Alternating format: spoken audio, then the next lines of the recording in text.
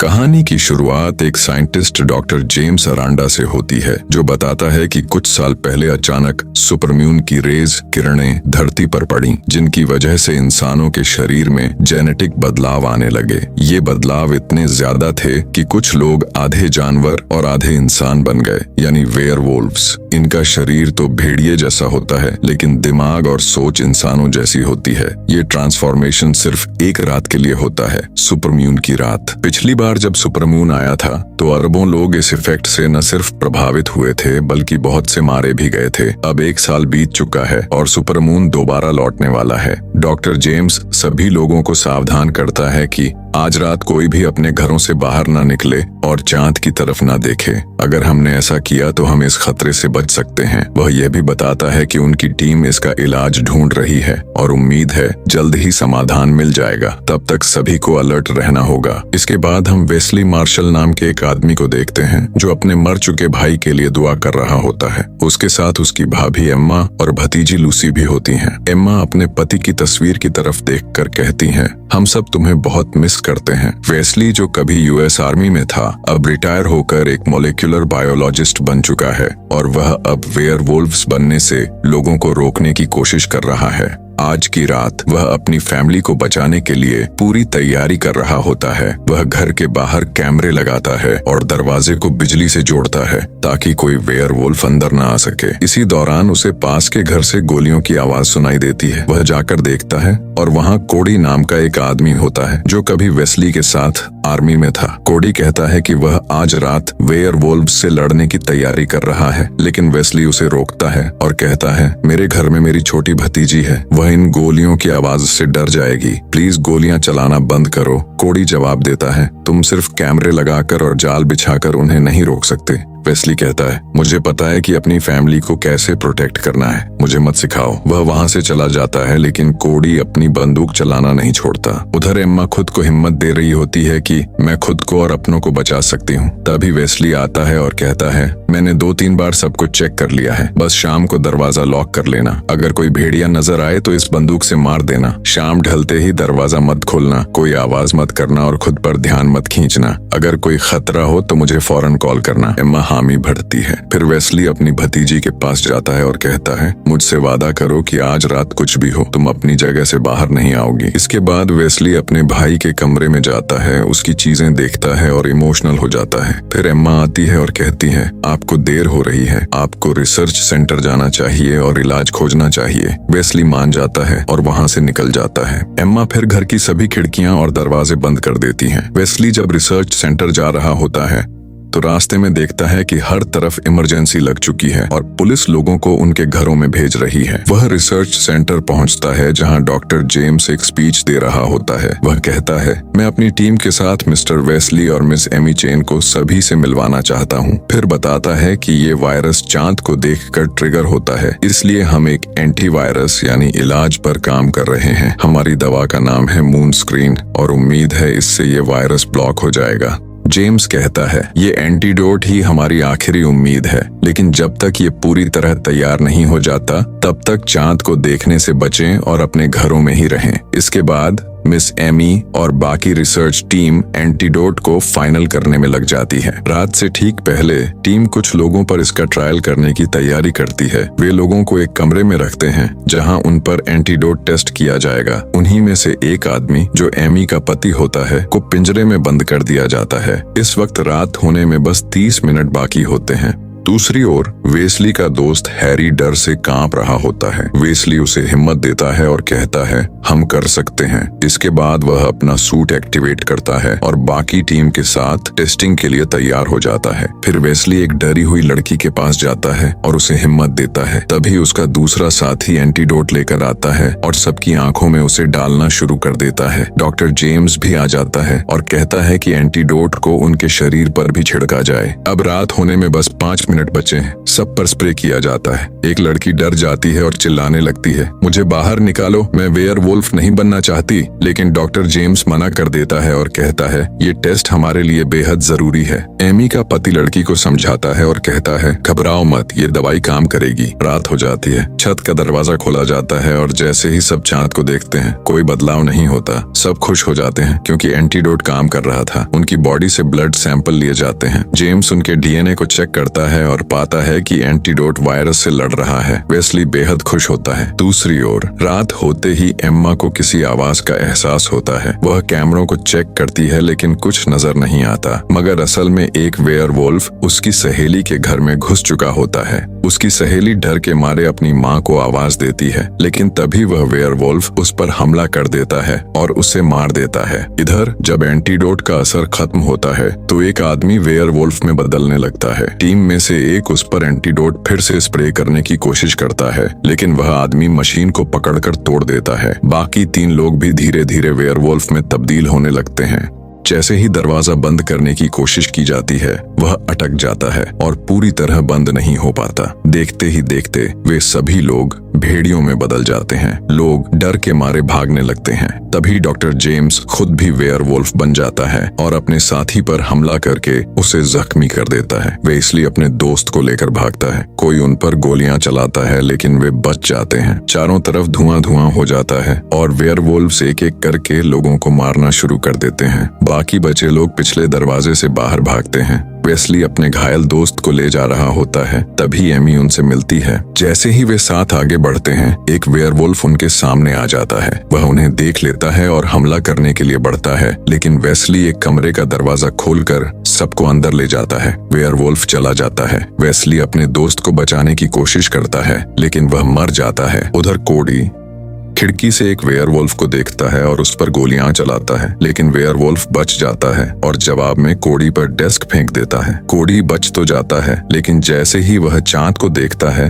वह भी वेयरवुल्फ में बदल जाता है। वेस्ली और एमी कमरे से निकलते हैं और वेयरवुल्फ से छिपते हुए आगे बढ़ते हैं। वे एक कमरे में जाकर खुद पर एंटीडोट स्प्रे करते हैं। वेस्ली कहता है, ये एंटीडोट सिर्फ 1 घंटे तक काम करता है। इसके बाद वे एक गाड़ी लेकर निकलते हैं। तभी वेस्ली को एम्मा की कॉल आती है। वह कहती है, यहाँ वेयरवुल्व्स ने हमला कर दिया है, प्लीज जल्दी आओ। तभी एक औरत बाहर आकर एम्मा को अंदर आने को कहती है। जैसे ही एम्मा उससे बात करने लगती है, एक वेयरवुल्फ अचानक हमला करता है और उस औरत को मार डालता है। ये देखकर एम्मा बुरी तरह डर जाती है। बात करते करते वेस्ली की गाड़ी अचानक एक बस से टकरा जाती है। वे दोनों बच जाते हैं, लेकिन थोड़ी चोटें आती हैं। वेस्ली और एमी गाड़ी से उतरते हैं और एम्मा के घर की तरफ बढ़ते हैं। उधर एक वेयरवुल्फ उस औरत को दरवाजे से टकराता है और उसे एहसास होता है कि दरवाजे में करंट है। वह पास आता है, तभी एम्मा उस पर पानी फेंक देती है। करंट पानी से फैल जाता है और वेयरवुल्फ को झटका लगता है, जिससे वह तड़प उठता है। इस बीच वेस्ली और एम्मा आगे बढ़ रहे होते हैं। तभी वेस्ली देखता है कि कुछ वेयरवुल्व्स बाहर खड़े हैं। एमी कहती है, हमें ऊपर से जाना चाहिए, लेकिन वेस्ली मना करता है क्योंकि ऊपर से जाने में ज्यादा समय लगेगा। वो चुपचाप गाड़ियों के पीछे से होते हुए आगे बढ़ते हैं। जैसे ही वो बढ़ रहे होते हैं, एक वेयरवुल्फ को उनकी खुशबू मिल जाती है और वह उन्हें सूंघता हुआ उनकी तरफ बढ़ता है। जैसे ही वे गाड़ी के नीचे छिपते हैं, भेड़िया नीचे झुककर उन्हें सूंघने लगता है। तभी उसे कहीं से आवाज सुनाई देती है और वो उस आवाज की तरफ चला जाता है। जब वे बाहर निकलते हैं तो वहाँ कोई भेड़िया नहीं होता। तभी वेस्ली की घड़ी से अचानक बीप की आवाज आती है, जिससे भेड़िए उन्हें देख लेते हैं। अब वे तेजी से भागते हैं और एक घर के अंदर जाकर गेट बंद कर लेते हैं। बाहर भेड़िए गेट तोड़ने की कोशिश करते हैं। उसी वक्त एक छोटी बच्ची आती है और उन्हें अपने साथ चलने को कहती है। वे उसके पीछे जाते हैं, लेकिन उसके साथ ही उन्हें पकड़ लेते हैं। फिर वहाँ इनका लीडर आता है और कहता है, मुझे एक अच्छा कारण दो कि मैं तुम्हें भेड़ियों के आगे क्यों ना फेंक दूं। वेस्ली जवाब देता है, हम बस टनल के रास्ते अपनी फैमिली तक पहुंचना चाहते हैं, हमारा कोई बुरा इरादा नहीं है। उसका जवाब सुनकर लीडर मान जाता है और वे आगे बढ़ते हैं। आगे रास्ते में इनकी भिड़ंत एक भेड़िए से हो जाती है जो उन पर हमला करता है, लेकिन वेस्ली हिम्मत दिखाते हुए उसे मार देता है। इसके बाद वे आगे बढ़ते हैं।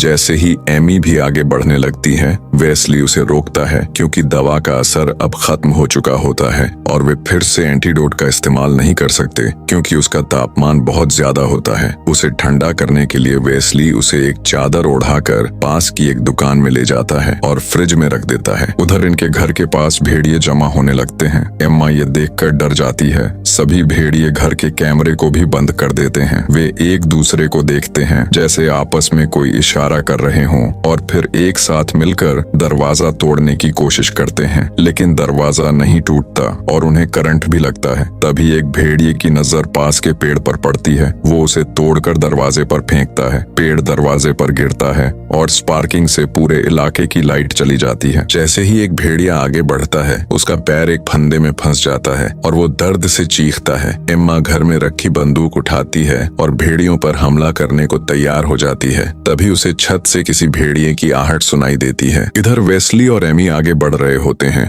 तभी उन्हें गोलियों की आवाज आती है। वे आगे जाकर देखते हैं कि कुछ लोग भेड़ियों से लड़ रहे हैं और उन्हें मारने की कोशिश कर रहे हैं। भेड़िए इनसे डरकर भाग जाते हैं। एक आदमी वेस्ली को देखता है और उन पर गोली चलाने लगता है, लेकिन वेस्ली हाथ उठाकर कहता है, हम दोस्त हैं, बस यहाँ से गुजर रहे हैं। मगर वो आदमी उनकी बात नहीं मानता और गोली चलाने ही वाला होता है कि एक भेड़िया उस पर हमला कर उसे मार डालता है। दूसरा आदमी मशीन गन से फायर करता है, लेकिन भेड़िया बच निकलता है और उसके मुंह का मांस चबा जाता है। तभी एक और भेड़िया एमी पर हमला करता है, लेकिन वेस्ली उसे मार देता है। अब एक एक करके सारे भेड़िए आ जाते हैं और सबको मार डालते हैं। एमी को अचानक एक तरकीब सूझती है और वो भेड़ियों के सामने जाकर खड़ी हो जाती है। एक भेड़िया उसके पास आता है, लेकिन उसे कुछ नहीं कहता। तभी वेस्ली मशीन गन से फायर करता है और उस भेड़िए को मार देता है। ये देख बाकी भेड़िए डर कर वहाँ से भाग जाते हैं। वेस्ली और एमी कार में बैठकर वहाँ से जाने लगते हैं, लेकिन जैसे ही एमी कार में बैठने लगती है, एक भेड़िया अचानक आकर उसे उठाकर ले जाता है। वेस्ली को एमी के जाने का बहुत गहरा दुख होता है। वह गाड़ी में बैठता है और वहां से निकल जाता है। उधर एम्मा को छत से फिर भेड़िए की आवाज सुनाई देती है। वो छत पर गोली चलाती है, लेकिन भेड़िया बच जाता है। उसकी बेटी ये सब देखकर डर जाती है और सोफे के पीछे छुप जाती है। तभी एक भेड़िया दीवार तोड़कर अंदर घुस आता है। एम्मा अपनी बेटी को लेकर छुप जाती है, लेकिन बदकिस्मती से भेड़िया उसी कमरे में आ जाता है और उन्हें सूंघने लगता है। तभी बाहर से गाड़ी की आवाज आती है और भेड़िए का ध्यान भटक जाता है। भेड़िए अब वेस्ली की तरफ बढ़ते हैं ताकि उसे मार सकें, लेकिन वेस्ली गाड़ी चलाकर उन सभी भेड़ियों को रौंद देता है। हालांकि उनमें से एक भेड़िया चालाक होता है और गाड़ी पर छलांग लगाकर वेस्ली पर हमला कर देता है। वेस्ली को कुछ दिखाई नहीं देता और उसकी गाड़ी दीवार से टकरा जाती है। उधर एम्मा के घर में अब भी एक भेड़िया मौजूद होता है। एम्मा बेहद डरी हुई होती है। तभी भेड़िया उसकी बच्ची पर हमला करने की कोशिश करता है। एम्मा उस पर चाकू से वार करती है, लेकिन भेड़िया उसे जोर से दूर फेंक देता है और लूसी को मारने के लिए आगे बढ़ता है। तभी एम्मा कुल्हाड़ी से उसके पैर पर वार करती है और भेड़िए को वहीं मार देती है। वेस्ली गाड़ी से बाहर निकलता है और घर पहुंचकर लूसी को गले से लगा लेता है। एम्मा वेस्ली को देखकर बहुत खुश होती है, लेकिन कोडी जो अब भेड़िया बन चुका होता है, अभी तक मरा नहीं होता। वह अपनी ताकत से गाड़ी को पीछे धकेलता है और इनकी तरफ बढ़ने लगता है। वेस्ली के पास अब कोई हथियार नहीं होता। उसके पास सिर्फ एक ही रास्ता बचता है, भेड़िया बनकर लड़ने का। वो अपनी भांजी को पास बुलाता है और कहता है, मुझसे वादा करो कि कुछ भी हो जाए तुम घर से बाहर नहीं आओगी। लूसी वादा कर लेती है। अब बाहर बारिश शुरू हो जाती है। इसके बाद वेस्ली अम्मा से कहता है, सुबह होने में सिर्फ 15 मिनट बाकी हैं। मैं तब तक उसे रोकूंगा। अगर मुझे कुछ हो जाए तो तुम लोग फौरन यहाँ से निकल जाना। वेस्ली घर से बाहर जाता है और भेड़िया बने कोडी से कहता है, मैंने तुम्हें कभी पसंद नहीं किया और आज मैं तुम्हें खत्म कर दूंगा। इतना कहकर वो चांद की तरफ देखता है और देखते ही देखते वो खुद भी एक खतरनाक भेड़िया बन जाता है। अब दोनों आमने सामने खड़े होते हैं, एक दूसरे को घूरते हैं और जोर से दहाड़ते हैं। फिर दोनों एक दूसरे पर हमला कर देते हैं। कोडी वेस्ली को बुरी तरह मार रहा होता है, लेकिन तभी वेस्ली गुस्से में आकर कोडी का सिर उसके शरीर से अलग कर देता है। एम्मा ये सब देखकर लूसी को लेकर कमरे में जाती है और उसे एक अलमारी में छुपा देती है। अब वेस्ली जो भेड़िया बन चुका है घर के पास आता है। एम्मा के पास अब सिर्फ एक ही गोली बची होती है। वह उसे अपनी बंदूक में लोड करती है। तभी वेस्ली जो अब भेड़िया है घर की दीवार तोड़कर दूसरी तरफ से अंदर घुस आता है और एम्मा की तरफ बढ़ता है। एम्मा उसे अपनी फैमिली की फोटो दिखाती है और उसे होश में आने को कहती है, लेकिन वेस्ली नहीं सुनता और उस पर हमला करने लगता है। तभी सुबह हो जाती है। एम्मा खिड़की की तरफ गोली चलाती है, जिससे तेज रोशनी कमरे में फैल जाती है। रोशनी लगते ही वेस्ली वापस इंसान बन जाता है। इस रात का सर्वाइवल उनके लिए बहुत मुश्किल था, लेकिन उन्होंने कर दिखाया। और इसी के साथ ये कहानी यहीं खत्म होती है। अगर आपको ये वीडियो पसंद आया हो तो इसे लाइक करें और चैनल को सब्सक्राइब करना ना भूलें। मिलते हैं अगले वीडियो में।